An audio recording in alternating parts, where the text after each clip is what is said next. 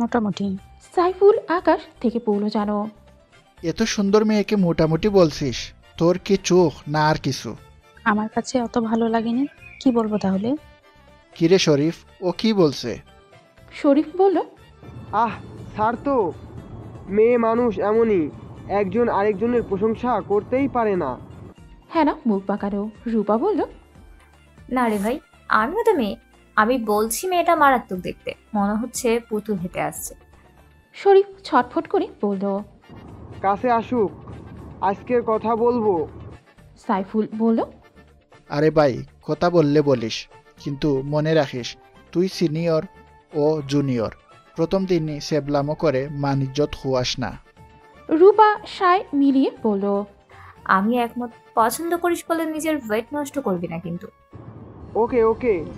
চারজন খুঁটির মতো দাঁড়িয়ে রইল কিছুটা শিকারের জন্যে। শিকারীর ওৎপাতার ন্যায়। অথচ ভাবনায় বুধ থাকা পুষ্পিতা খেয়ালই করল না ওদের। নিজের মতো পাশ কাটিয়ে চলে গেল মেয়েটা। অমনি ফুঁসে উঠল হ্যানা। কি অভদ্র! আমরা এতগুলো সিনিয়র এখানে দাঁড়িয়ে আছি, অথচ একটা সালাম অব্দি দিল না। কথাটা পুষ্পিতার কানে ঢুকেছে। তৎক্ষণাৎ দাঁড়িয়ে গেল সে। পিছু ঘুরো মিনসে আননে। হেনার চোখ মুখে স্পষ্ট রাগ, সাথে অচেনা আরো তিনজনকে দেখে চুপসে এলো বেচারি। নিভু কণ্ঠে শুধালো, জি মানে আমাকে কিছু বললেন? রূপা ডাকলো মোটা গলায়। হ্যাঁ, এদিকে এসো। পুষ্পিতার শঙ্কা হলো। চারপাশটা দেখলো একবার। লোকজন কমে যাচ্ছে। এর মধ্যে এরা ডাকছে কেন এখন? এক একজনের মুখ দেখে তো মনে হচ্ছে বিষয়টা স্বাভাবিক নেই। কি করবে সে নিয়ে দ্বিধায় পড়ল মেয়েটা। হ্যাঁ না রেগে বলল, কি হলো? শুনতে পাওনি? এসো এদিকে। দোটানায় একশেষ পুষ্পিতা এক চুলো নড়ল না, দাঁড়িয়ে রইল ঠাই। অপ্রস্তুত বিষয়টাতে সে যথেষ্ট ঘাবড়ে গিয়েছে। এই কলেজে তো র্যাগ হয় না, হলেও ওর জানা নেই। গত কয়েক মাসে শিকার হয়নি কখনো। কিন্তু সিনিয়ররা এভাবে ডাকছে যখন নিশ্চয়ই আদর আপ্যায়ন করবে না। আচ্ছা, অভদ্র মেয়ে তো। বিরক্ত হয়ে ওরাই এগিয়ে এলো। 10 কদমের দূরত্ব খুঁজে গেল এবার। পুষ্পিতার বিশীর্ণ বুক ধরাস ধরাস করছে। চারজন ওকে মাঝে রেখে কুঞ্জুরি পাকিয়ে দাঁড়ালো, যেন রোধ করেছে সব রকম পালানোর পথ। সাইফুল বলল, বড় ভাইদের কোনো সম্মান দাও না, ডাকার পরেও জায়গায় খাম্বা হয়ে রইলে। কি দেখতে সুন্দর বলে কি অহংকারে মাটিতে পা পড়ে না? পুষ্পিতা কি বলবে? কারো মুখের উপর উত্তর দিয়েছে কখনো? জিভে ঠোঁট ভিজিয়ে বলল, না মানে হ্যাঁ না কথা কেড়ে নেয়। কি না মানে? দেখে মনে হচ্ছে ভাজা মাছটা উল্টে খেতে পারো না, কিন্তু স্বভাবের তো। আচ্ছা বেয়াদব তুমি। পুষ্পিতা নিরুত্তর মাথা নোয়ালো। ব্যাস, আরো পেয়ে বসলো ওরা। রূপা বলল, এই মেয়ে তো দেখি কথার উত্তর দেয় না। সত্যি রে ভাই, দিন দুনিয়া থেকে সম্মান উঠে যাচ্ছে।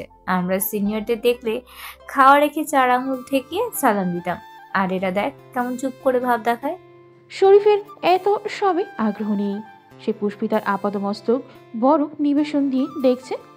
মেয়েটা ওর চোখে পড়েছে সপ্তাহ 2 হবে। কলেজে ঠিকঠাক ক্লাস হয় না বলে একাডেমিক ভবনে খুব কম ঢোকে ওরা। আড্ডা দেয় বাইরে, তাই এতদিন দেখেনি।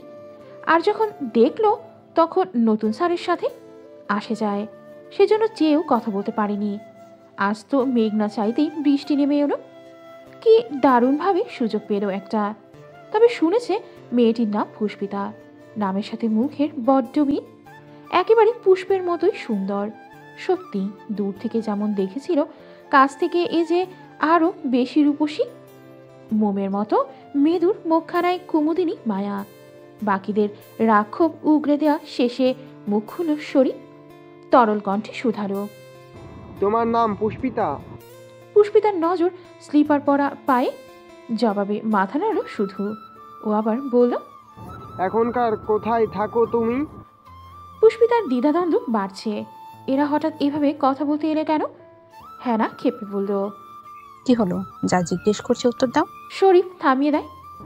আহ চুপ করো, আমাকে কথা বলতে দে। হ্যাঁ না বাদ সাধে। কোনো কথা টথা নয়। এই মেয়ে সিনিয়র হিসেবে আমাদের পাত্তা দিচ্ছে না, ওকে একটা শাস্তি দেওয়া উচিত। পুষ্পিতার মুখ শুকিয়ে গেল। ভয় আতঙ্কে দুরু দুরু করে উঠল ভেতরটা। শরীফের ভারী মেজাজ খারাপ লাগছে। এই হেনাটার সবেতেই বাড়াবাড়ি। চোটে কিছু বলতে চাইলে হেনা চোখের ইশারায় থামতে বলে। ঠোঁটের মিটি মিটি হাসি দেখে শরীফ চোখ সরু করল। কথা অনুযায়ী নিভে এলো সবার। বুঝে নিল শাস্তিটা নির্ঘাত তাকে নিয়েই। হেনা ব্যাগ খুলে কাগজ কলম বের করলো, এগিয়ে দিয়ে বলল, ধরো। পুষ্পিতা ভীত লোচনে চেয়ে ঢোক গিলল একবার। রূপা ধমকে ওঠে, কি হলো, কানা নাকি? ধরতে বলছে না? পুষ্পিতা বাথের মতো কাগজ কলম নিল। হেনা বক্ষপটে হাত গুটিয়ে দাঁড়ায়, চোখে মুখে ফুটিয়ে তোলে সিনিয়র সিনিয়র গাম্ভীর্য। ভাবসাব নিয়ে বলল, এবার আমি যা যা বলি লেখো ওখানে। পুষ্পিতা আবার চারপাশে দেখছে। সে যে কাকে খুঁজছে নিজেই জানে না। তনুজাটা তো বেরিয়ে গেছে অনেকক্ষণ। আচ্ছা, তীব্র স্যার স্যার কি চলে গেছেন? কি হলো? এত আশেপাশে কি? কেউ আসবে না এখানে? এই কলেজে আমাদের চারজনকে সবাই এক নামে চেনে, বুঝলে? ভালো চাইলে যা বলছে লেখো। পুষ্পিতা উপায়হীন বনে খাতায় সাদা পাতা মেল। কলম ছুঁয়ে চাইল ওর দিক। চাউনিতে নীরব প্রশ্ন। কি লিখবো? হেরা বলল, লিখো, শরীফ, আমি তোমাকে ভালোবাসি। পুষ্পিতা লিখতে নিয়েছিল, পুরো লাইন শুনে চমকে থমকে একাকার। মুখ তুলল স্তব্ধ হয়ে। বাকিরা ফিক করে হেসে উঠল অমনি। রূপা নুইয়ে পড়ে হাসিতে। সাইফুল হাই ফাইভ করে। শরীফ হাসে ঠোঁট চেপে। পুষ্পিতা হতবাক, হতবিহ্বল। মুখ খুলল এতক্ষণে। এসব কেন লিখবো? হেরা চোখ পাকালো। কেন লিখবে মানে? আমরা বলছি তাই। পুষ্পিতা মাথা নুয়ে বলল, আমি এটা লিখবো না। রূপা চেতে বলল, কি? এই তুমি কি জানো তুমি কি বলছো? লিখবে না মানে কি? হ্যাঁ, না লিখলে এক্ষুনি প্রিন্সিপাল স্যারকে কি বলবো তুমি আমাদের সাথে বেয়াদবি করেছো। স্যারকে তো চেনো না। সিনিয়রদের অসম্মান করা তিনি একদম পছন্দ করেন না। মনে নেই নবীন বরণে বলেছিলেন সিনিয়রদের সম্মান দিতে হবে? পুষ্পিতার মনে আছে নবীন বরণে প্রিন্সিপাল ভাষণের সময় সত্যি এসব বলেছিলেন। একজন আদর্শ শিক্ষার্থীর কেমন হওয়া উচিত একটা লম্বা তালিকার সাথে যোগ করেছিলেন নিজের সিনিয়রদের সম্মান করে। হেনা বলল, আমরা চারজন একসাথে গিয়ে যদি বলি, স্যার তোমাকে কখনো বিশ্বাস করবে? আবার আমরা হলাম 4 বছরের পুরনো ছাত্রছাত্রী, সেখানে তুমি এলে 6 মাসও হলো না। এরপর এই কথা যাবে ফোরকান স্যারের কানে। ওনার চোখে চাক্ষু একবার খারাপ হলে জীবনে আর ভালো হতে পারবে না, নাম্বারও কম পাবে। এখন ভেবো কি করবে। যা বলছি সেটা লিখে চুপচাপ চলে যাও, না স্যারের কাছে পাঠাবো আমাদের। পুষ্পিতার মাথায় বাজ পড়ল যেন। কি সাংঘাতিক এরা! অসহায়ত্বের সরু নাক ফেপে উঠে মেয়েটা। নুহাকে মনে পড়ে, ও এখানে থাকলে ঠিক কিছু না কিছু করত। ওকে যে কেন এত নরম বানানো হলো? দুনিয়াতে নরম হওয়া আর বোবা হওয়া সমান। এরা না পারে লড়তে, না পারে কিছু বলতে।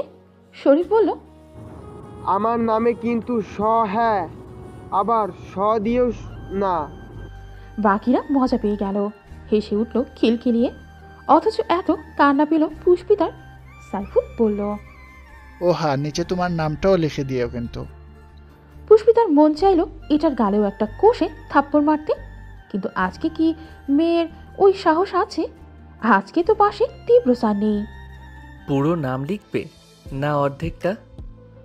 হঠাৎ পুরুষালী কণ্ঠটা তপ্ত বাতায়ন ছিঁড়ে খুঁড়ে এলো।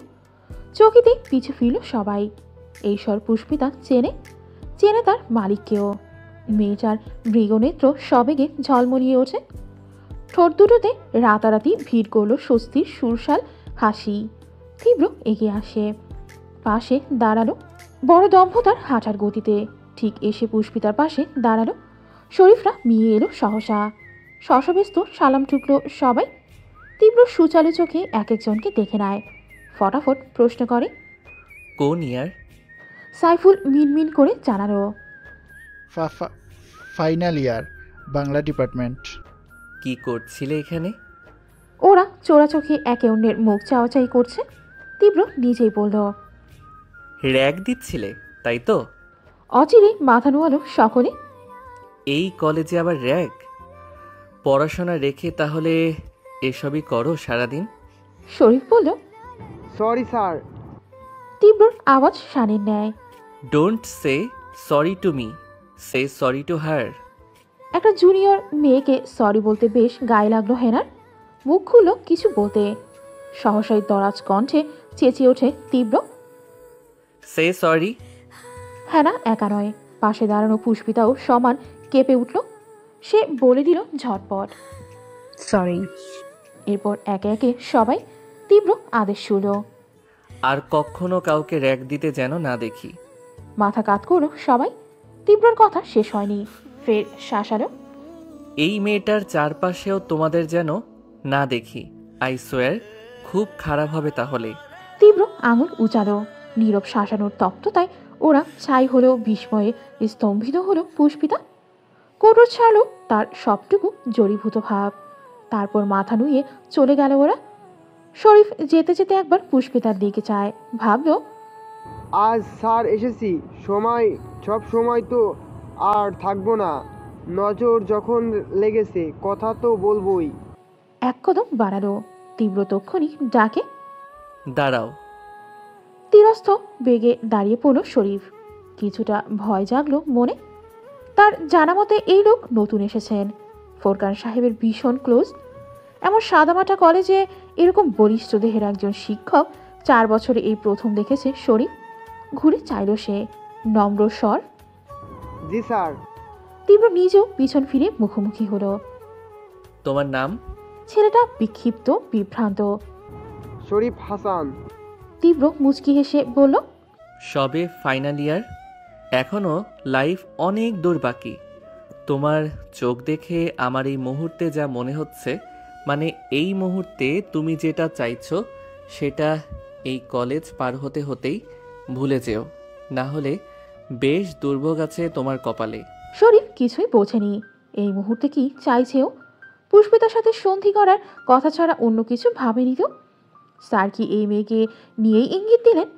শরীফ তীব্রর প্রস্থর সম মুখটায় চেয়ে থাকলো কিয়ৎক্ষণ। চাউনিতে পরিচ্ছন্ন বিভ্রম, তীব্র সাদাটে চিবুকের পোক্ত ভাব, অথচ পোড়া ঠোঁটে চমৎকার হাসি। বলল, যাও, যেটা বলেছি মাথায় রেখো। আমার কথা শুনলে তোমারই ভালো, না হলে আমি আবার কখন খোলস ছেড়ে বেরিয়ে আসি বলা যায় না। শরীফ এবারেও হতবুদ্ধি। পুরোটা মাথার ওপর দিয়ে গেছে। কিসের খোলস, কার খোলস? তবে মনে মনে বলল, এখানে আর বেশিক্ষণ দাঁড়িয়ে থাকা ঠিক হবে না। ভদ্রের মতো একপাশে মাথা হেলিয়ে চলে গেল ছেলেটা। তীব্র সেদিকে চেয়ে থাকে, সুতনু আদল লালচে চোখ দুটোতে জলজলে ক্রোধ। বিড়বিড় করে বলে, মা বাচ্চা আমার ভীতু মেয়েকে লাইন মারতে চায়, কত বড় কলিজা! আর একটু বাড়াবাড়ি দেখলে হাত ঢুকিয়ে তোর কলিজা বাইরে নিয়ে আসবো, কুত্তার বাচ্চা কোথাকার। এত স্বল্প আওয়াজ বিমূর্ত হয়ে থাকা পুষ্পিতার কানে যায়নি। মেয়েটার বিস্ময় পাল্টে এসেছে ঘোরের জাদুতে। পরপরই সেই চাউনি দুটো আপ্লুত হলো। শক্ত মানবের শক্ত পিঠের দিক চেয়ে সে শত কৃতজ্ঞতায় লুটপাট করলো নিজেকে। হেসে কিছু বলতে যাবে তখনই ঘুরে চাইল তীব্র। তেজি চোখ দুটো তাক হতে পুষ্পিতার ঠোঁট বন্ধ, গিলে নিল কথার বান। তীব্র খ্যাক করে বলল, তোমাকে বলেছিলাম না ছুটির পর আমার সাথে যেতে, তাহলে একা বেরিয়ে যাচ্ছিলে কেন? পুষ্পিতার তাজ্জব বনে গেল। এই কথা কখন বলেছেন স্যার? সে মনে করার চেষ্টা চালায়। না, বলেনি তো। মিহি কণ্ঠে বলল, এরকম কিছু তো বলেননি স্যার। তীব্র থতমত খেল। তাই তো, এমন কিছু বলেনি। চেহারায় গাম্ভীর্যের দাপট বজায় রাখলো, তাও ভারী কণ্ঠে বলল, ঠিক আছে ঠিক আছে, বলিনি তো কি, এখন বলছি, এরপর আমাকে ছাড়া একা একা কোথাও যাবে না। পুষ্পিতার হ্যাঁ না শোনার অপেক্ষায় সে রইল না। নির্দেশ দিয়ে সোজা হেঁটে গেল। মেয়েটা নির্বোধ বনে চেয়ে রইল শুধু। কোথাও গেলে স্যারকে নিয়ে যাবে, এটা কেমন কথা? মানুষ কি ভাববে? কানাডায় তখন অনেক রাত। মনের সুখে টিভি দেখছে পলাশ। মিথিলা পাশেই শুয়ে বিশালাকার ব্ল্যাঙ্কেটটা পেঁচিয়েছে গায়ে। এসির ভলিউম কমাতে কমাতে পলাশ রুমটাকে হিমালয় বানিয়ে ফেলেছে। শীতে তার কাঁপুনি ওঠার জোগাড় হয়েছিল প্রায়। একটু আগে ভরপুর কেঁদেছে মেয়েটা। খিদেতে শুকনো চিপস চিবিয়েছে বসে বসে। বাঙালির পেট বিদেশ এলেও ভাত না হলে চলে, কিন্তু আজকে আর টুটা শব্দ করেনি মিথিলা। পলাশ যে সাংঘাতিক রকমের ঘাটতেরা ছেলে বুঝতে বাকি নেই। এই কদিনে ঢের শিক্ষা হয়েছে। সে রাবিহীন গোধরে রইল। ভাতে পানি ঢেলেছে তো ঠিক আছে, কি হবে একবেলা না খেলে? মরে তো আর যাবে না। পলাশ টিভি দেখতে দেখতে এক পল চাইল ওর দিকে, একটু ঝুঁকে কাছে দেখলো মিথিলার ভারী নিঃশ্বাস পড়ছে। আহারে, না খেয়েই ঘুমিয়ে গেল। এ যাত্রায় মায়া হলো ওর। ডাকতে চেয়েও গুটিয়ে আনলো হাত। না থাক, এই মেয়েটা মাত্রাতিরিক্ত বেয়াদব। বাবা মা যে বড় হওয়ার পর বিন্দুমাত্র ভালো শিক্ষার দেয়নি সে তো প্রতি কথায় বোঝা যায়। স্বামী হিসেবে মানে না, সম্মান দেয় না। লাট সাহেবের বেটি, উনি রাঁধবেন না, কাজ করবেন না, খালি গিলবেন, শপিং করবেন। বড় আরামের স্বপ্ন দেখে যে ওকে বিয়েটা করেছিল পলাশ জানে। নাও সোনা, এবার আরাম করো, থাকুক না খেয়ে। ডাকতে গেলেই ভাব নেবে, মাথায় চড়ে বসবে। আচমকা পলাশের ফোন বেজে ওঠে, ভাইব্রেট হচ্ছে। ভিডিও কল দিয়েছে কেউ একজন। ও টেবিল থেকে হাতড়ে ফোন আনলো হাতে। স্ক্রিনে শ্বশুরের নম্বর দেখে এত বিরক্ত হলো। উফ, এই লোকটাও না সারাদিন কল দিয়েই যাচ্ছে। আর যখনই ধরবে মেয়েকে চায়। এর কি মেয়ের খোঁজ নেওয়া ছাড়া কোনো কাজ নেই নাকি? অফিসের কাজগুলো কি করে না? পলাশ সচকিতে একবার ঘুমন্ত মিথিলাকে দেখে নেয়। অজগরের মতন শুয়ে আছে, দেখো কোনো নরণচরণ নেই। ও আলগোছে পাশ থেকে নেমে গেল, অন্য রুমে এসে দৌড় চাপালো। কল রিসিভ করতেই খোরশেদুলকে দেখা যায়। তিনি একা নন, পাশে সালমা বেগম। পলাশ ঠোঁটে হাসি টেনে বলল, আসসালামু আলাইকুম আঙ্কেল আন্টি, কেমন আছেন? কাচের দরজা আলতো হাতে ঠেললেন আবুল। উকি দিয়ে খুব বিনয়ে শুধালেন, আসবো স্যার? জামশেদ সদ্য আয়োজন করেছেন বিশ্রামে। চেয়ারে মাথা এলিয়ে দুদণ্ড চোখ বোঝার মধ্যে বাদশাহ দেন আবুল। ভদ্রলোক বিরক্ত হন, সোজা হয়ে বসে ফোঁস করে শ্বাস ছেড়ে বললেন, এসো। আবুল ত্রস্ত ঢুকলেন ভেতর। তেমন ব্যস্ত ভঙ্গিতেই সালাম ঠুকলেন আবার। সরি স্যার, এই সময় আপনাকে বিরক্ত করতে চাইনি, কিন্তু খবরটা না দিলেও তো নয়, তাই একেবারে ছুটতে চলে এসেছি। জামশেদের সরল ভ্রুতে ভাঁজ বসত। কি হয়েছে? আবুলের চোখে মুখে ততোধিক উৎকণ্ঠা জানালেন, কি আর হবে স্যার, আজিমপুরের যে জায়গাটা পছন্দ করলেন আপনি, ওই যে সেদিন কথা বলে এলাম, একাব্বর তো এখন ওই দামে দিতে চাইছে না, প্রতি শতাংশে 1 লাখ করে বাড়িয়েছে। জামশেদ খেকে উঠলেন। মানে বললেই হলো, এটা কি মগের মুল্লুক নাকি? মিনমিন করে জানালেন আবুল। ইয়েস স্যার, এটা আমার কথা নয়, একাব্বরই ফোন করে বলেছে। ফুঁসে উঠলেন জামশেদ। এত বড় স্পর্ধা ওর! সামান্য ঠিকাদার কিনা স্বরাষ্ট্রমন্ত্রীর কথার ওপর দিয়ে যায়। আমি যখন শতাংশের দাম ঠিক করে এসেছি তখন আমি ওই দামেই নিব। আবুলের কণ্ঠে উদ্বেগ। সেটা তো আমি বলেই এলাম স্যার, কিন্তু ও বলেছে আপনি জোড়াজোড়ি করলে মিডিয়াকে জানিয়ে দেবে। জামশেদ রাগে থরথর করে উঠলেন, বসা থেকে দাঁড়িয়ে গেলেন ক্রোশে। মুখায়বব খেয়াল করতে আবুল প্রস্তাব ছুলেন, স্যার আপনি বললে লোক পাঠাই, বড্ড বার বেড়েছে, ভেঙে দেই হাড়গোড়, কি বলেন? জামশেদ নিম্নস্থ কামড়ে ডুব দিলেন ভাবনায়। আজিমপুরের ওই জায়গাটা মেইন রোডের পাশেই। জায়গাটার দাম উনি যা বলে এসেছিলেন একাব্বর তো মেনেই নিল, যদিও ওতে লস হতো ওর, কিন্তু মন্ত্রীর ওপর দিয়ে কথা বলে লাভ লস দেখার মতো ভুল সে করেনি। তাহলে ফট করে এখন সাপের মতো মাথা তুলছে কেন? প্রতিপক্ষের কারো উস্কানি ছাড়া মামুলি লোক এমন করবে কিনা সন্দেহ।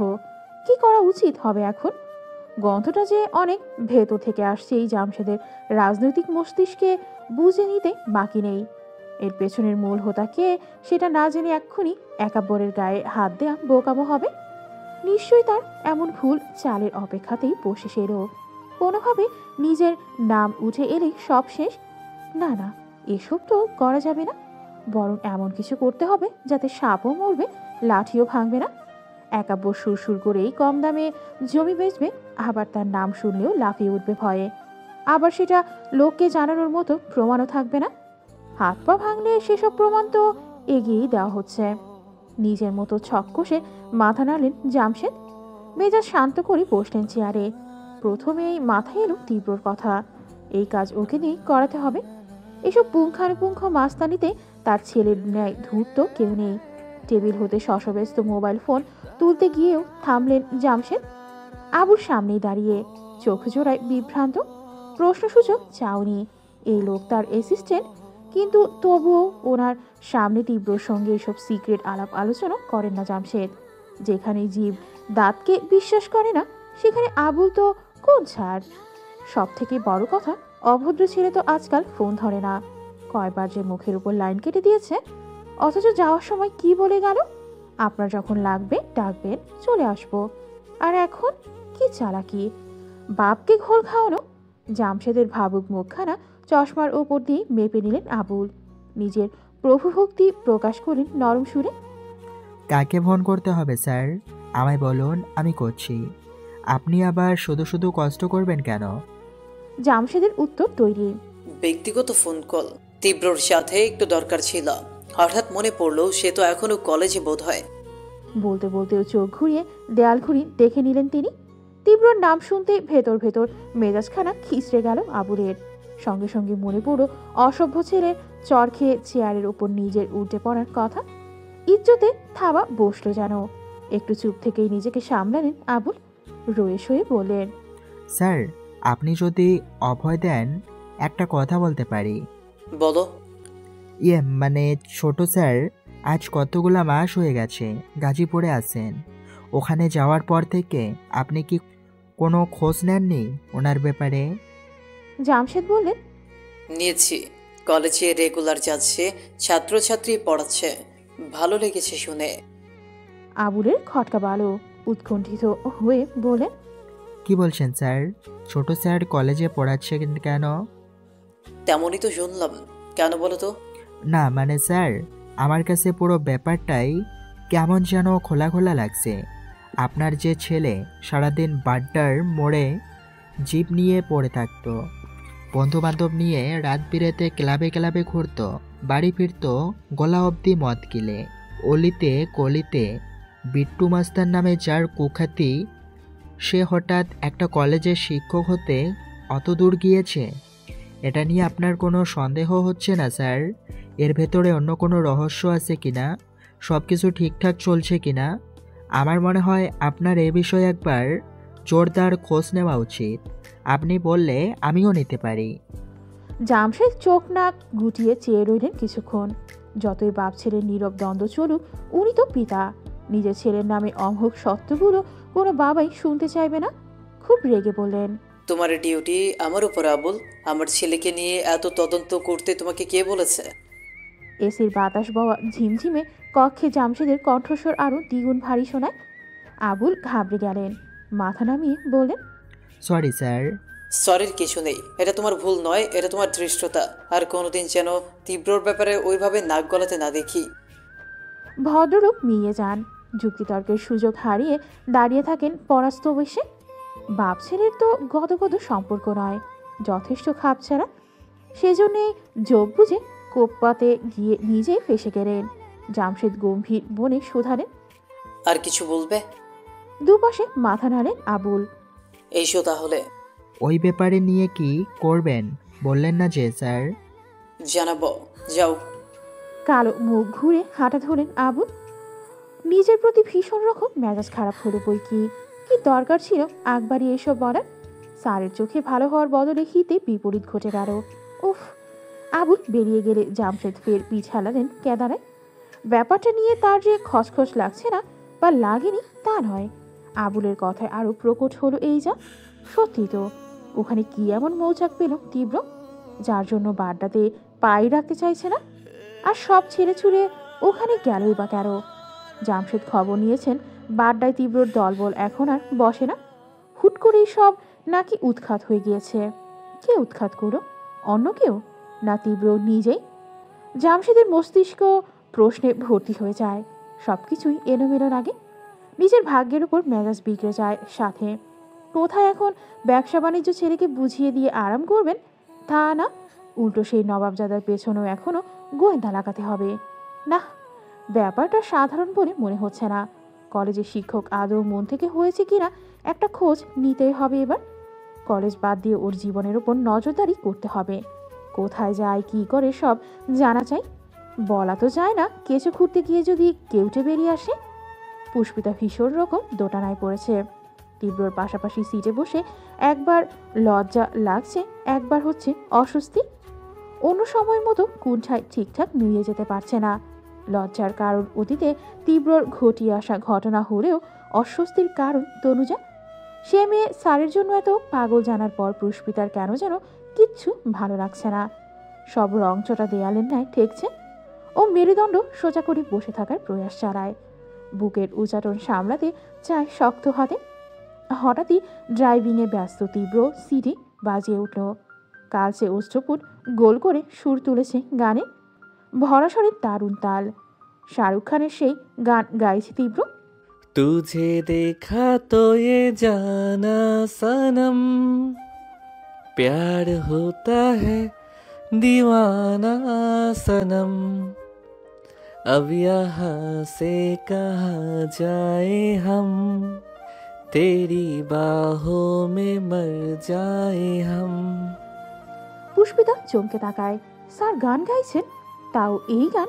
সেদিনের সেই চ্যালেঞ্জ দেবীরা সারা মারকুটে গান চালানো তীব্রর সাথে আজকের এই রোমান্টিক গান গাওয়া তীব্রকে পুষ্পিতা ঘুরিয়ে ফেলে। পরপর মাথায় ভিড়ে নতুন কোনো ভাবনা।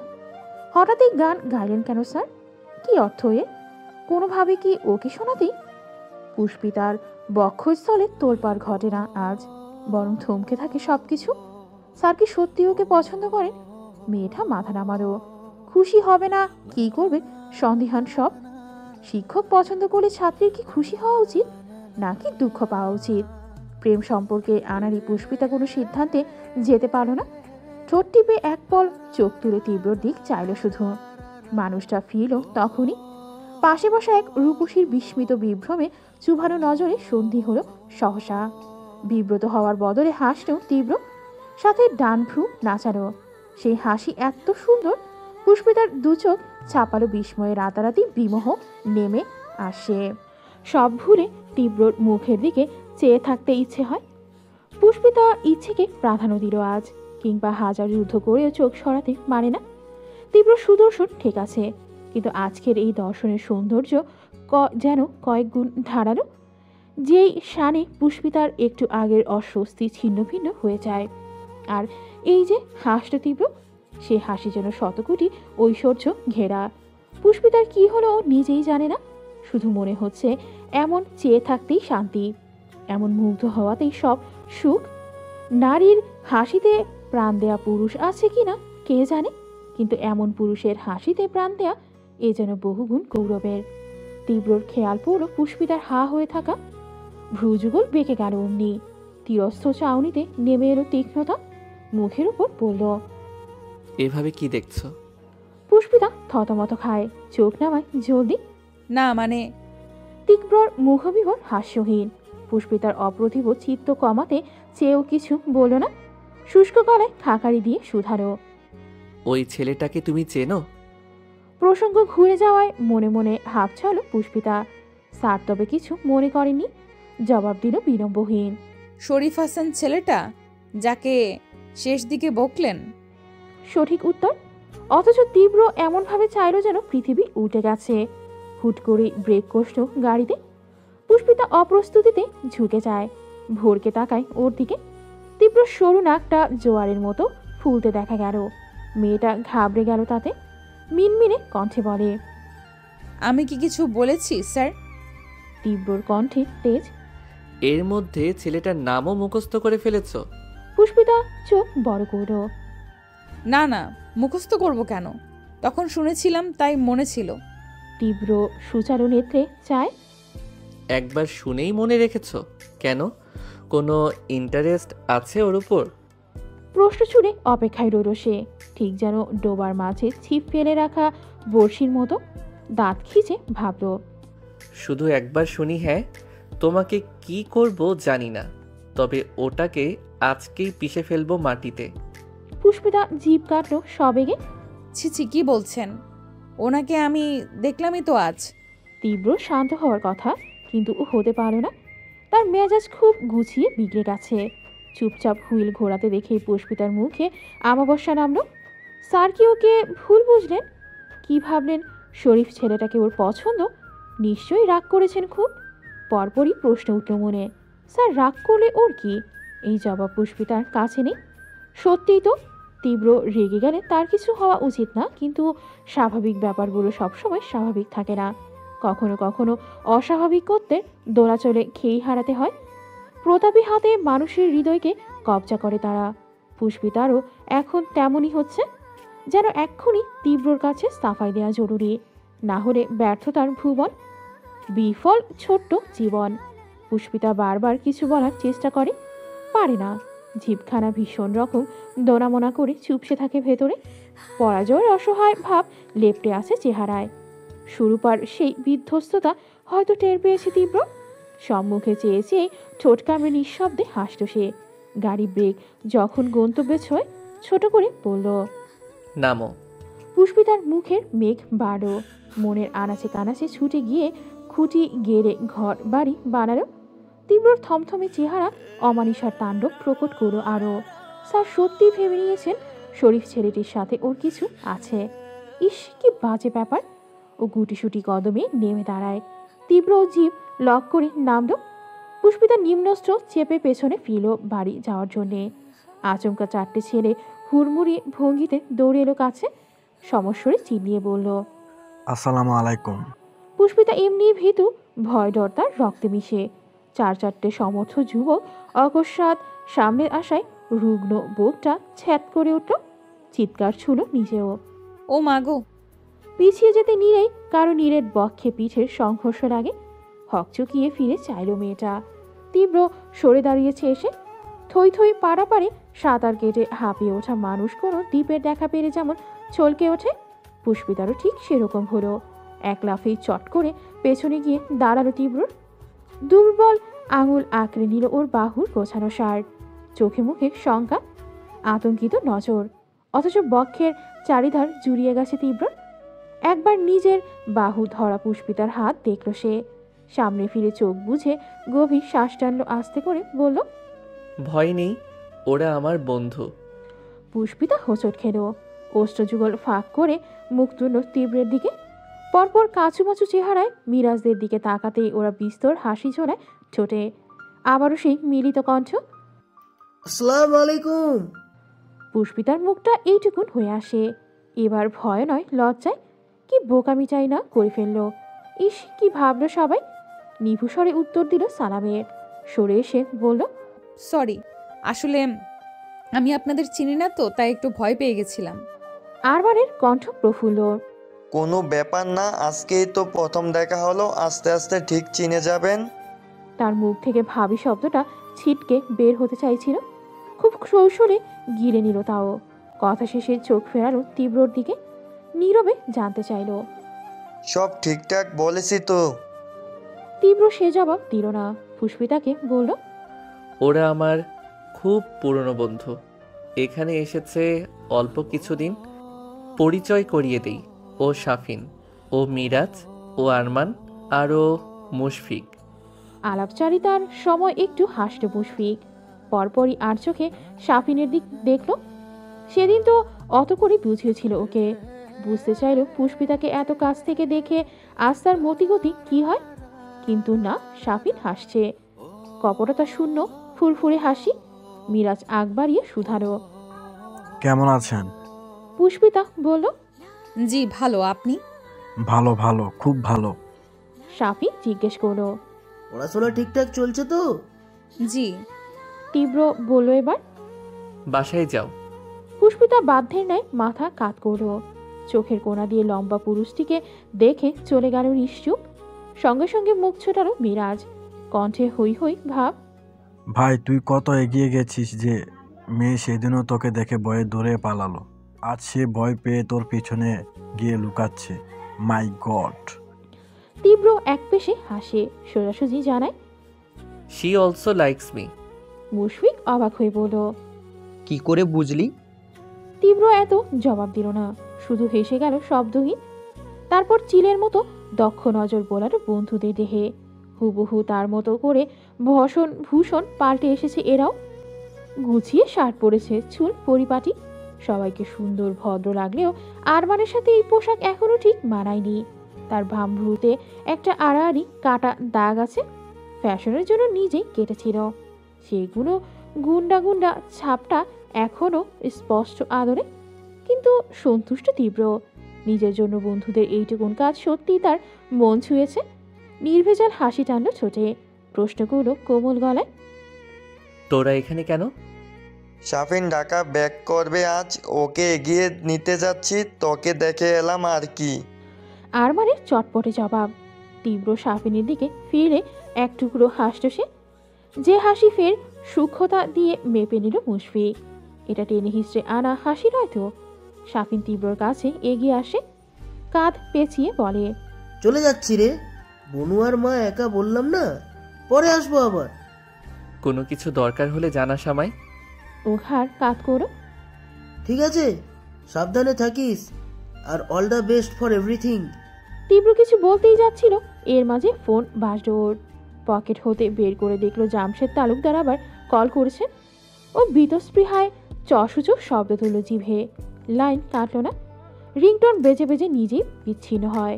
হুট করে মেসেজ এলো। তারপর তীব্র যখন মেসেজে মন দেয়, এপাশে মুশফিক শাফিনের পাশ ঘেঁষে দাঁড়ালো, কণ্ঠ চেপে বলল, একটু কথা আছে, এইদিকে আয়। শাফিন পেছনে যায়, একটু দূরে এসে থামে। কি বলবি?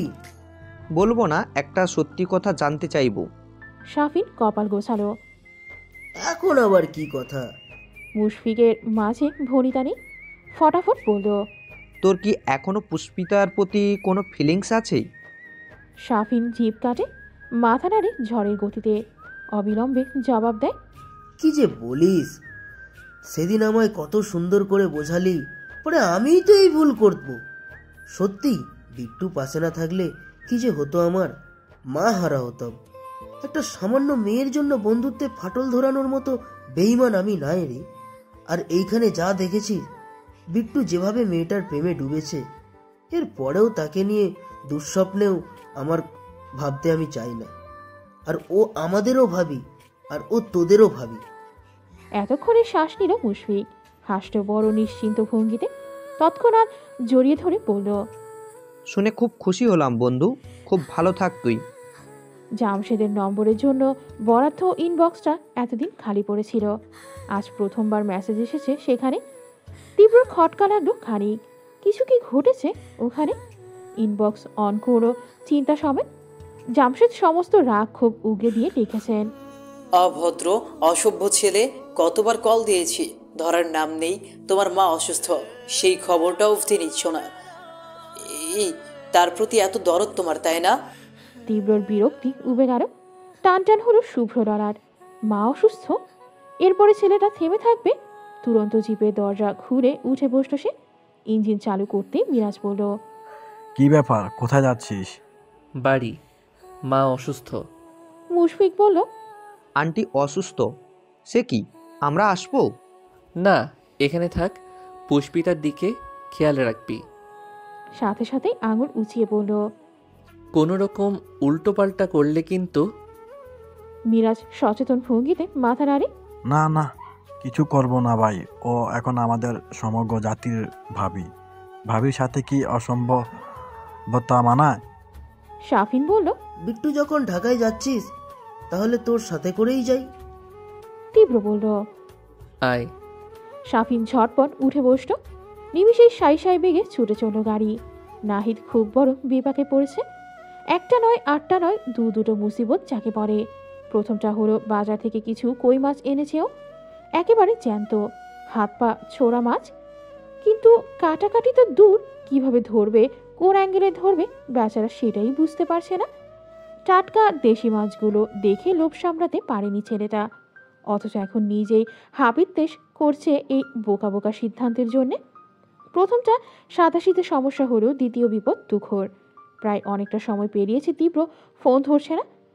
সেই সকালে কলেজের জন্য বের হলো, এখন প্রায় সন্ধে, এখনো বাসায় আসেনি। নাহিদের মাথা ফেটে যাচ্ছে চিন্তায়। বিট্টুটা এখানে আসতে না আসতেই মারপিট করেছে, তার উপরও অচেনা নতুন জায়গা। ছেলেগুলো ওকে একা পেয়ে কিছু করলো কিনা সেই শঙ্কায় বুক কাঁপছে ওর। নাহিদ তার ষষ্ঠ ইন্দ্রিয়ের প্রতি বরাবরের ন্যায় আজকেও বিরক্ত হলো। কোনো রকম কিছু আন্দাজে কুলোচ্ছে না। কোথায় যেতে পারে বিট্টু? এই যে আজ তার জীবনের একটা খুশির দিন, অথচ ওকেই জানাতে পারছে না। নাহিদের চাকরি হয়েছে, মোটামুটি বেতন। এই মফস্বলে অমন হাইফাই স্কেল কে আর দেবে? সে হতাশ চোখে একবার টেবিলে রাখা মিষ্টির প্যাকেটটাকে দেখল। সে কখন এনেছে ফ্ল্যাটে বিড়ি করবে পরে, কিন্তু এখনও পড়ে আছে অমন। বিট্টুকে আগে না খাইয়ে বাকিদের কিভাবে দেবে সে? কিন্তু ওদের বাসায় ফ্রিজ নেই। শুকনো মিষ্টি হলে চিন্তা ছিল না, তবে রসগোল্লা তো টিকবে না গরমে। নাহিদ ফোঁস করে শ্বাস ছাড়ে। বাটি এনে মিষ্টি তুলে রওনা করে নুহাদের ফ্ল্যাটের উদ্দেশ্যে। অনমনস্ক হাতে দরজা খুলে যখন ওপাশে কেবল এসে দাঁড়িয়েছে নুহা, আচমকা মেয়েটাকে দেখে ভরকে গেল নাহিদ। নুহার ওসবে খেয়াল নেই। ওকে দেখেই ঢেউয়ের মতো উচ্ছ্বসিত হাসত সে। আনন্দে হড়বড় করে বলল, thank you thank you thank you mister Dherosh. আপনার জন্য আমি আজ হাইয়েস্ট মার্কস পেয়েছি জানেন। কি বলে যে এখন আপনার প্রতি কৃতজ্ঞতা জানাবো মাস্টার ঢেঁড়স। আপনি অ্যাসাইনমেন্টগুলো না করে দিলে কি যে হতো আমার। অনেকগুলো থ্যাংক ইউ। হ্যাঁ, নাহিদের গোল গোল চোখ দুটো ঠিকরে আসার দশা হলো। নিজেকে ধাতস্থ করল সময় নিয়ে, তারপর মাথা নেড়ে বলল। মুখে হাসি নেই, নেহা ভ্রু বাঁকালো, কণ্ঠ সন্দিহান। কি হয়েছে আপনার? পরপরই খেয়াল হলো ওর হাতের দিকে। টসটসে মিষ্টি দেখে বলল, মিষ্টি কেন? নাহিদ শিশুর মতো ঠোঁট উল্টে পাল্টে বলল। নুহার হাতটা নিয়ে সেখানে বাটি ধরিয়ে দেয় সে। মেয়েটা হতভম্ব হয়ে বলে, এমন খুশির খবর কেউ এভাবে দেয়? বাপের জন্মে দেখিনি। আপনি আসলে কি দিয়ে তৈরি বলুন তো? নাহিদের কিছু এনে গেল না, নিজের মতো মুখ ভার করে বলল,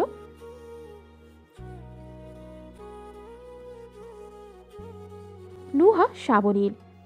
চিন্তার কি আছে? আপনার বন্ধু কি ছোট বাবু? হয়তো গিয়েছে কোনো কাজে, ফোন করলেই তো পাবেন। নাহিদ একেবারে রুষ্ট চোখে চাইল।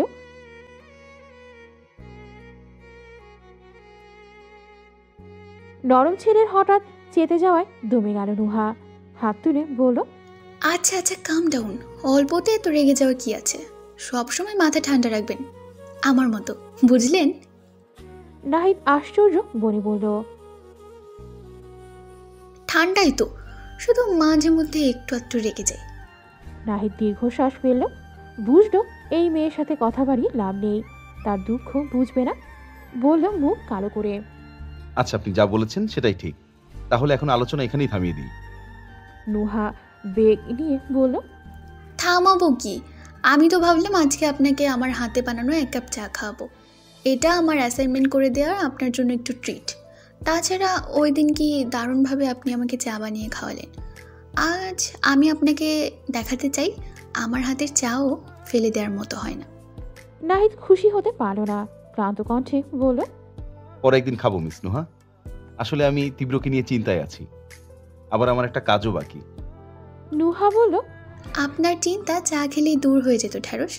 প্লিজ না করবেন না, নাহলে আমার খারাপ লাগবে। আপনি আসলে বুঝতে পারছেন না। আচ্ছা ভেঙেই বলি, আমি কিছু জ্যান্ত ছোট কই মাছ কিনে এনেছি, বুঝেছেন? কিন্তু কিভাবে কি কাটবো কিছু বুঝতে পারছি না। কোনো রকম কড়াইয়ে ঢেকে রেখে এসেছি। এত লাফাচ্ছে ওগুলো, তীব্র আসার আগে না কাটলে রেগে আমাকে জ্বালিয়েই দেবে। তার সংকীর্ণ মুখখানা আর দুঃখে উতলে আসা কণ্ঠ শুনে নুহার সম ব্যথিত হওয়ার কথা ছিল। এইরকমই ভেবেছিল নাহিদ, অথচ মেয়েটা কেমন কর্কশ স্বরে বলল, কাটতে যখন পারেন না কিনতে গেলেন কেন? আমি তো শুনেছি আপনারা রান্নাও ঠিকঠাক জানেন না। একটা পেঁয়াজ কাটতে গিয়ে হাত কেটে ফেলা। লোকজন যদি কই মাছ কিনে আনে তাকে শুধু জ্বালিয়ে কেন, পুড়িয়ে ভস্ম করা উচিত। নাহিদ হতবুদ্ধি হয়, তাজ্জব বনে চেয়ে থাকে। এটা মেয়ে না আর কিছু। নুহা কিছুক্ষণ ভাবল, সমান চিন্তিত হয়ে বলল, আপনি আমার এত বড় একটা উপকার করলেন, আপনার বিপদেও আমার পাশে থাকা উচিত। কিন্তু আমি তো শুধু ইলিশ মাছ কাটতে পারি। এর স্যাঁতস্যাঁতে কই মাছ দেখলে আমার গা গুলোয়, সেখানে ধরবো কি করে? প্রথম দুই লাইন শুনেই নাহিদের মুখটা উজ্জ্বল হচ্ছিলই, শেষ দিকে এসে চিমসে এলো আবার। বলল দুঃখী গলায়, থাক, দরকার নাই। ঘড়ি জলজলে কাটায় 6:30 বাজে। মাগরিবের আজান পড়েছে সবে। মাইক ফুরে সেই মধুর সুর ছুঁয়ে যাচ্ছে গাজীপুরের অধিকরি। পবনে পবনে সৃষ্টিকর্তার জয়ধ্বনি কেমন। পুষ্পিতা নামাজ সেরে উঠতে না উঠতেই হাতখানা ছো মেরে লুফে নিল নুহা। তারপর একটানে থামল তীব্রদের দরজার সামনে। হতচেতন মেয়েটার বৃত্তাকার চোখ কোটর ছড়ায় না আজ। নুহার হাবভাব আগাগোড়া নখধর্পণে কিনা, তবে তীব্রর ঘর দেখে বক্ষস্থলে দ্রিম দ্রিম শব্দ শোনা গেল। সাথে ফিরে এলো অতীতের সমস্ত উচাটন। প্রশ্ন করো চাপা গলায়, এখানে কেন আনলি? নুহা গলা উঁচিয়ে একবার ভেতরটা দেখে নেয়। পাশে নাহিদ এসে পড়ে, স্বর নামিয়ে বলে, তোর স্যারের কিছু মাছ কাটতে হবে বুঝলি। আমি তো এসব দেশি ছোট মাছ ধরতেই পারি না, নাহলে আমিই কাটতাম। তুই একটু কেটে দিবি, তাহলে ওনাদের উপকার হতো। পুষ্পিতা অবাক হয়ে বলল, তুই আজকাল স্যারের উপকার নিয়েও ভাবিস? নুহা নিভে এলো, আমতামতা করে বলল, না আসলে আম্মু মাঝে মধ্যে বলে না প্রতিবেশীকে সাহায্য করার কথা, তাই আর কি। পুষ্পিতা দম ফেললো, জিজ্ঞেস করল, মাছ কোথায়? নুহা হেঁটে গেল সামনে, চোখে মুখে খুশি। পুষ্পিতাটা শুনলে না করবে না, ও আগেই জানতো, চেনে তো মেয়েটাকে। পুষ্পিতা তখন ধীর পায়ে ওর পিছু নিয়েছে, অথচ সুনয়নার চাউনিদয় ঘুরে বেড়ায় আশেপাশে। যে চাউনিতে হন্যে ভাব, কাউকে নিরন্তর খুঁজে চড়া। নুহা পেছন ফেরেও নি এর মাঝে, কিন্তু ফটাফট বলে ফেলল, এত খুঁজে লাভ নেই রে গাধি, তোর স্যার এখনো বাসায় ফেরেননি। পুষ্পিতা অন্যমনস্ক ছিল, হঠাৎ কথায় চমকে উঠল একদম, মিয়ে বলল, আমি ওনাকে খুঁজবো কেন? নুহা ফিরে চায়, টেনে টেনে বলে, হ্যাঁ সে কাকে খুঁজছিস কাকে না খুঁজছিস আমার ঢের জানা আছে। যাকগে চল কাজে লাগি, তুই মাছ কাট আর আমি সবার জন্য কফি বানাই। পুষ্পিতা ঠোঁট টিপে ঘা নাড়ল, কিন্তু মনটা ঝুপ করে খারাপ হলো বই কি। স্যার এখনো ফেরেননি, ওর সাথে তো বাড়ির গেট অব্দি এলেন। তবে কি বন্ধুদের সঙ্গে ঘুরতে গিয়েছেন কোথাও? গেলে যে নাহিদ ভাইয়েরও যাওয়ার কথা, কই তিনি তো বাসাতেই আছেন। পরপরই সতর্ক হয় মেয়েটা, স্যার ফিরতে নাই পারেন, কাজে যেতেই পারেন নিজের। ও তো ভাবছে কেন। নুহা চকচকে কফি মেকারটা ধরে এনে রেখেছে, বেশ দামি। এটা গত সপ্তাহে কিনে এনেছিল তীব্র। অনেক রাত অবধি পড়তে হয়, নোটস করতে হয়, সেই জন্যই জেগে থাকতে কাজের আগে। নুহা প্রথমে কফি পাউডার ঢাললো ফিল্টারে, এরপর গুনে গুনে 3 কাপ পানি দিল সেথায়। সুইচ টিপে এক পল ঘুরে চাইল পুষ্পিতার পানে। একটু আগের মাথায় জড়ানো সুতির ওনাটা এখন কোমরে প্যাঁচানো ওর। মেঝেতে ছোট পলিথিন রেখে তার উপর বটি পেতে বসেছে। অতিরিক্ত ফর্সা হস্তমুঠোয় কই মাছগুলো চিহ্ন তুলেছে বড্ড। পুষ্পিতার আনমনা মুখখানা নুহা মন দিয়ে দেখল। মেয়েটা যে কি সুন্দর, মাঝে মধ্যে ওরই নজর দিতে ইচ্ছে করে। মৃহ নয়নের সাথে পুরন্ত ঠোঁট দুটোতে কি মায়া, কি সম্মোহ। ছেলেরা কি আর এমনি এমনি পাগল হয়? নুহাই ছেলে হলে কবে পুষ্পিতাকে ধরে বেঁধে বিয়ে করে ফেলতো। নিজের ভাবনায় নিজেই মজা পেল মেয়েটা। ফিক করে হেসে ফেলল জোরে। পুষ্পিতা আওয়াজ শুনে চোখ তোলে, বুঝতে না পেরে বলে, হাসছিস কেন? নুহা ঠিক উত্তর দিল না, বরং মাথা নাচিয়ে বলল, পুষ্পিতা রে, তুই তো গেলি। ও নাক চোখ গোটায়। নুহার কথা আমলে না নিয়ে মন দেয় কাজে। এমনিতেই কিচ্ছু ভালো লাগছে না, তার উপরও ফাজিল মেয়ে আরো মজা নিচ্ছে। পুষ্পিতা বটির গায়ে আশ ছাড়াতে ছাড়াতে উদাস হলো। স্বচ্ছ চোখের পর্দায় ভেসে উঠল গতবারের কথা। সেবার রান্না করার পুরোটা সময় তীব্র দাঁড়িয়েছিল পাশে, আজকে নেই। এজন্যই কি সব ফাঁকা ফাঁকা লাগছে ওর? না হলে আসবাব দিয়ে ভর্তি বসত এমন শূন্য ঠেকবে কেন? এই শূন্যতা আসলে কিসের? ঘর বাড়ির না পুষ্পিতার হৃদয়ে? রান্নাঘর থেকে কফির দারুণ সুঘ্রাণ ছুটে আসছে কক্ষে। নাক টেনে লম্বা করে শ্বাস টানল নাহিদ। আহ কি ঘ্রাণ! ঠিক সে সময় কাপ হাতে চৌখাটে এসে দাঁড়ালো নুহা। খোলা দরজায় কাঠে দুটো টোকা দিয়ে শুধালো, আসবো? নাহিদ ল্যাপটপ মেরে বসেছিল। আগামীকাল থেকে তার অফিস জয়নিং। স্ক্রিন অফ করতে করতে বলল, আসুন আসুন। নুহা ভেতরে ঝোঁকে কাপ বাড়িয়ে বলে, নিন চা বানানি, কফি বানালাম, মেকার, জল আর বিদ্যুৎ আপনাদের।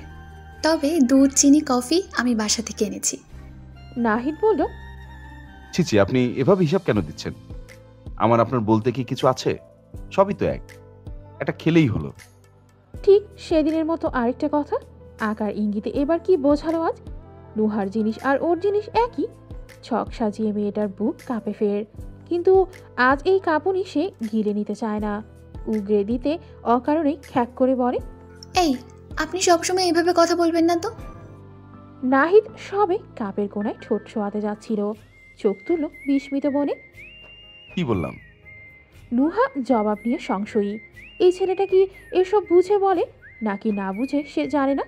তবে এসব কথা শুনলে ওর কিছু একটা হয়, গলা শুকায়, সমানতালে বুক ধুকপুক করে। প্রসঙ্গ এড়ালো ছোট করে, কিছু না। বোকা ছেলেটা কিছু না কেই সত্যি ভেবে বসল। মাথা দুলিয়ে শোধালো, আপনার বান্ধবীর কি কাটাকাটি চলছে? শেষ, অল্প কিছু বাকি। নাহিদ হাঁ করে বলল, এত ফাস্টুনি, মাই গড। হবে না, ওর যে কত গুণ আপনি আমি গুণেও শেষ করতে পারবো না। নুহার কথায় গর্ব। নাহিদ মাথা নাড়ল ফের, বিড়বিড় করল, গুণ তো আছেই, না হলে আমার বকাটে বন্ধুকে এক তুড়িতে মানুষ বানাতে পারতো। নুহা বলল, একটা কথা জিজ্ঞেস করতে পারি? হ্যাঁ বলুন না। আর আপনি দাঁড়িয়ে কেন, বসুন। ও বসলো নাহিদের মুখোমুখি বিছানার এক কোণে। রাগ ডাকহীন প্রশ্ন ছুড়ল, আপনার বন্ধু মানে তীব্র স্যারের কি কোনো গার্লফ্রেন্ড আছে? প্রশ্নখানা অপ্রত্যাশিত শুনে ভ্রু বাঁকালো নাহিদ। কেন বলুন তো? নুহা মাথা নোয়ালো, নিম্নষ্ঠ কামড়ে লাগলো শুভ্র হাতের ভাঁজে। এসব কথা কি খোলাখুলি আলোচনা করা উচিত হবে যদি হিতে বিপরীত হয়? কিন্তু নুহা একটা ব্যাপারে একেবারেই নিশ্চিত এখন, তীব্রর মনে পুষ্পিতার জন্য কিছু একটা আছে। না হলে ওই দিনের পর থেকে পাশের বাড়ির ছেলেগুলোর উৎখাত হুট করেই উবে গেছে। ওরা আর জ্বালাচ্ছে না, চেঁচিয়ে উত্তর পাঠাচ্ছে না, আর না যখন তখন ঢিল ছুটছে জানলায়। এর পেছনের হোতা যে তীব্র নয় এটা স্বয়ং সে মানুষ বললেও নুহা বিশ্বাস করবে না। নাহিদকে চুপ দেখে গুরুতর হলো। তীব্র দেখতে শুনতে তাক লাগানো পুরুষ, আবার মেয়েটাও টিনেজার। কোনোভাবে আবার ক্রাশ ট্রাশ খেলো না তো? এই রে, তাহলে তো খুব ঝামেলা হবে। বিট্টুটা যে পুষ্পিতার প্রতি গলা অবধি ভিজে, এখন শুধু মাথা নুয়ে ডুব দেয়া বাকি। এই মেয়েটা এত ভালো, একটু খ্যাপাটে কিন্তু ভালো। এই যে কি যত্ন করে কফি বানিয়েছে, খেতেই তো দারুণ স্বাদ। মেয়েটার মন ভাঙলে নাহিদের খারাপ লাগবে। তার উচিত ওর অনুভূতি বাড়ার আগে সতর্ক করে দেয়া, যাতে আগেই সাবধান হয়ে আর না এগোয়। জিভে ঠোঁট চুবিয়ে বলল, আসলে মানে ঠিক গার্লফ্রেন্ড নয়, তবে তীব্রর একটা মেয়েকে অনেক পছন্দ। ভালোবাসে মেয়েটাকে, আর তার জন্য সব করতে পারে। ইউনো, যদি আকাশ থেকে চাঁদের খণ্ড ছিঁড়ে আনা যেত হয়তো তাও করতো ছেলেটা। নাহিদ ভেবেছিল নোহার মুখ কালো হবে, দুঃখ পাবে, অথচ উল্টো ঘটনা ঘটল। শ্যামরঙা মুখশ্রী ঝলকে উঠল আলোতে, কণ্ঠে উৎকণ্ঠা। কাকে পছন্দ করে? সেই মেয়েটিকে? আমি কি তাকে চিনি? নাহিদের চোখ দুটোতে ড্যাব ডেবে ভাব, তবদা খেয়ে বলল, এ মানে আপনি কি খুশি হয়েছেন? নুহা অধৈর্য। ওহো, আপনি আমার কথা ছাড়ুন, আগে বলুন মেয়েটিকে, তাকে আমি চিনি কিনা। নাহিদ দিশাহীনভাবে মাথা চুলকালো। এটা যে বিট্টুর লাইফের টপ সিক্রেট, এটা কি কাউকে বলা উচিত হবে? তাকে উসখুস করতে দেখি নুহা বুঝে নিল সব, অভয় দিয়ে বলল, দেখুন, আমি কাউকে বলবো না, স্যারকে তো নয়ই, তবে আমার মনে হচ্ছে উনি পুষ্পিতাকে পছন্দ করেন। নাহিদ চমকে তাকায়, ঠোঁট ফাঁকা করে বলে, কি করে বুঝলেন? এর মানে কি আমি ঠিক বলেছি? উচ্ছ্বাসে আনন্দে ফেটে পড়ল নুহা, উঠে দাঁড়িয়ে গেল ফুর্তিতে, চোখে মুখে কি যে উল্লাস। নাহিদ আশ্বস্ত হয়, বুঝতে পারে ওর ভাবনা ভুল। মেয়েটা তাহলে বিট্টুর উপর ক্রাশ হয়নি। নিজেও দাঁড়িয়ে বলল, হ্যাঁ, আসলে অনেকদিন আগে থেকেই পছন্দ করে। প্লিজ ওনাকে সব বলবেন না। নুহা হেসে গেল, মাঝে শ্বাস ফেলল বুক টেনে, কণ্ঠে হুল্লোড়। আমার যে কি খুশি লাগছে আপনাকে বোঝাতে পারবো না। স্যারের সাথে পুষ্পিতাকে যে মানাবে না। নাহিদ নিজেও হাসল এবার, মাথা ঝুলিয়ে ভাবল, সত্যি দুজন নিখুঁত মানব মানবী যখন পাশাপাশি দাঁড়াবে কি আশ্চর্য সুন্দর লাগবে না ওদের। নুহা হুট করে হাসি থামালো, কপালে ফাঁস ফেলে বলল, আচ্ছা, উনি অনেক আগে থেকে পছন্দ করলে বলে দিচ্ছেন না কেন? নাহিদ কাঁধ উঁচায়, কি জানি, হয়তো মোক্ষম সুযোগের অপেক্ষা করছে, বা হয়তো চাইছে আপনার বন্ধু ওর প্রেমে পড়ুক। ওর মনে কি আছে সেসব কি আর আমরা বলতে পারবো? নুহা কিছু একটা ভেবে বলল, আচ্ছা, আমরা না হয় ওনার মনের কথা বলতে পারবো না, কিন্তু চাইলে একটা কাজ তো করতেই পারি। কি বলুন তো? মানে দেখুন, আপনি স্যারের বন্ধু আর আমি পুষ্পিতার, আর আমার যা মনে হয় পুষ্পিতাও স্যারকে পছন্দ করে, কিন্তু বুঝতে পারছে না, বা লোকটা সম্পর্কে ওর স্যার বলে সব বুঝে অস্বীকার করতে চাইছে। তাই যদি আমরা দুজন মিলে প্ল্যান করে ওদের কাছাকাছি আনি এবং সেটা রিপিটেডলি হতে থাকে, ওরা এক না এক সময় তো মনের কথা বলবেই। এতে লাভ কি হবে জানেন? যেটা দেরিতে হতো সেটা আর সময়সূচি এগিয়ে আসবে। নাহিদ চোখ বড় বড় করল। দারুণ আইডিয়া তো। নুহা হাতটা নিঃসংকোচে সামনে বাড়িয়ে দিল। তাহলে ডিল? নাহিদ হাতে হাত মেলায়, হেসে বলে, ডিল। প্রায় 5 মাস পর তালুকদার ভবনে পা রেখেছে তীব্র, আর এতেই আনন্দের বাঁধ ভেঙেছে লুৎফার। ছেলেকে মাথায় রাখবেন, কোথায় বসাবেন ভদ্রমহিলার দ্বিধাদ্বন্দ্বে লেগে গেছে। তীব্র আশা থেকে এটা সেটা বানাতে হুড়োহুড়ি লাগিয়েছেন তিনি। একবার লাচ্ছি দিচ্ছেন, একবার পাকোড়া বানাচ্ছেন। তীব্র কপাল গুছিয়ে মায়ের ছোটাছুটি দেখল কিছুক্ষণ। গোটা ব্যাপারটাই ওর মাথার ওপর দিয়ে যাচ্ছে। বাবারা বললেন মা অসুস্থ, কিন্তু দেখে তো মনে হচ্ছে না। হিসেব মেলাতে ব্যর্থ হলেও মায়ের হাসিতে জলজল করা মুখখানা দেখে তীব্রর মন খারাপ হলো। কোমলতার ভেতর হতে ভালোবাসা চিড়ে খুঁড়ে এসে লুটিয়ে পড়ল বাইরে। এই রমণীটি ওকে চোখে হারান, দুনিয়ার সব থেকে বেশি ভালোবাসেন। আরও কি না কতগুলো মাস আসেনি বাড়িতে। তীব্র আধ খাওয়া লাচ্ছির গ্লাস নামিয়ে রাখল টেবিলে। লুৎফা তখন খাবার বাড়ায় ব্যস্ত, হাতে হাতে সব এগিয়ে দিচ্ছে ফুরি। পুরো খাবার টেবিল কানায় কানায় পূর্ণ। কোরমার ঘ্রাণে মম করছে বাড়িঘর। তীব্র এসে পাশে দাঁড়ায় মায়ের। মনের দ্বিধা মুখায়বে স্পষ্ট, কিছু বলতে চাইছে সে। লুৎফা ঘাড় বাঁকাতেই অপ্রতিভ হয়ে নরম চাউনি নামিয়ে নিল নিচে। উনি বললেন, কি রে, খিদে পেয়েছে বুঝি? এই তো হয়ে গেছে, আর একটু বাকি। বলতে বলতে ফের কাজে মন দিলেন লুৎফা। উপর হওয়া গ্লাসগুলো একে একে সোজা করে দাঁড় করালেন। তীব্র হুট করে ব্যস্ত হাতটা মুঠোয় ধরল মায়ের। লুৎফা চমকান, ফিরে চান চৌকিতে। তীব্রর হাত দুটো অতিমাত্রায় খসখসে, তারুতে বিন্দুমাত্র নম্রতা নেই। সে তার মায়ের প্রৌঢ় হাতটা বড় যত্নে আঁকড়ে ধরল সে। দোনামোনা করে ভীষণ আসতে বলল, আই মিসড ইউ মা। জান প্রাণ শুকিয়ে দেয়া কড়া রোদে হঠাৎ কালবৈশাখী ধেয়ে এলে যেমন চমকে ওঠে মানুষ, ঠিক যেমনভাবেই থমকে থাকে বিস্ময়ে। লুৎফাও থেমে রইলেন তেমন। সুশ্রী নারীটির পুরো অস্ত্রজগল সরে গেল দুদিক। ছেলে মিস করেছে এতদিন, যে কোনো মায়ের কাছে এ বড় সহজ স্বীকারোক্তি। অথচ লুৎফার মস্তিষ্ক অনেকক্ষণ তা মেনে নিতে পারল না। পারবে কি করে? কোনোদিন কি এইভাবে বলেছে তীব্র? কখনো নিজে যেচে এসে কাছে বসেছে দুদণ্ড? কবে যে চোখের পলকে ছেলেটা বড় হয়ে গেল, আর কবে আস্তে আস্তে দূরত্ব বাড়ানো টেরও পাননি। এই তো কিছুদিন আগের কথা, যেবার ওর ঘরে যেচে পড়ে জিজ্ঞেস করেন লুৎফা, তুই আমাকে ভালোবাসিস না বিট্টু? কি তেরা উত্তর দিয়েছিল সে লুৎফার এখনো পরিষ্কার মনে আছে। সেই ছেলে আজ আবেগে হোক কিংবা আশ্চর্যে লুৎফার চোখের কোণে জল ছুটে এলো সবেগে। পুরো ঠোঁট চেপে ধরলেন একে অন্যের গায়ে, যেন নরম ত্বক দুটোতে বনিয়াদ সাজালেন কান্নার জোয়ার ছুটে আসার। তীব্রর এত খারাপ লাগলো, প্রশস্ত বুকটা অগাধ মায়ায় কেমন হু হু করে ওঠে। একটু আগের আফসোসটাই বেড়ে বিকট হলো আরও। হাত ছেড়ে মায়ের চোখের জল মুছিয়ে দেয় সে। প্রশ্ন ছুড়ে সাবলীল, কাঁদছো কেন? তোমার ছেলে তোমায় মিস করেছে, এটা কি কেঁদে ফেলার মতো কথা? লুৎফা কিছু বলতেই যাচ্ছিলেন, হঠাৎ সিঁড়িপথে আওয়াজ হতে এলো, তা এতই যখন মিস করেছো মাকে, তখন এইভাবে ডেকে আনতে হলো কেন? এই বুঝি তোমার মিস করার নমুনা? চওড়া দেহ নিয়ে ঘুরে চাইল তীব্র। জামশেদ নেমে এলেন নিচে, চোখে মুখে মেঘমন্দ্র ছাপ। যা দিয়ে বসাতে চাইলেছেন তোমার উপর আমি সাংঘাতিক রেগে আছি, তেমনভাবেই টেবিলের কাছে হেঁটে এলেন। খাবারের এত আড়ম্বরপূর্ণ আয়োজন দেখে বলেন, বাবা, ছেলে আসতে না আসতেই দেখি বাড়িটাকে পুরো বিয়ে বাড়ি বানিয়ে ফেলেছ। অথচ তোমার সেই ছেলে এতদিন গাজীপুরে ঘাপটি মেরে বসেছিল, ঢাকাতে পা রাখলে তার পা খসে যাবে কিনা? ঘাপটি মেরে বসে থাকতে আর পারলাম কই বলুন? যে হারে কল দিয়ে জ্বালিয়েছেন আপনি, পা খসাতে সেই ঢাকায় আসতেই হলো। জামশেদ দাঁত কটমট করতে চেয়েও করলেন না আজ। শ্বাস ফেলে রাগটুকু গিলে নিলেন স্বার্থে। ঘাটতেরা ছেলেকে আজ ঘাটানো যাবে না। তাহলে যে জন্য এভাবে মিথ্যে বলে এনেছেন জীবনেও করবে না, বেঁকে বসবে। তীব্রর বক্র জবাবে এই প্রথমবার হাসলেন জামশেদ। খুব নরম কণ্ঠে বললেন, রেগে যাচ্ছ কেন? বাবা মা এখানে রেখে তুমি একা একা গাজীপুর পড়ে আছো দেখেই না বললাম। আফটার অল চিন্তা হয় তো।